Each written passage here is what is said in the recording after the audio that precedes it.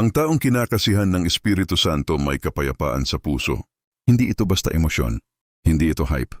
Ito ay bunga ng presensya ng Diyos sa loob. Sabi nga sa Biblia, "But the fruit of the Spirit is love, joy, peace." Galatians 5:22. Kapag may tunay na Espiritu ng Diyos, may kapayapaan, hindi takot, hindi kontrol, hindi manipulasyon. At ayon kay Brother Mike Velarde, hindi ito kulto. Ang kulto nagkokontrol at naglalayo sa katotohanan.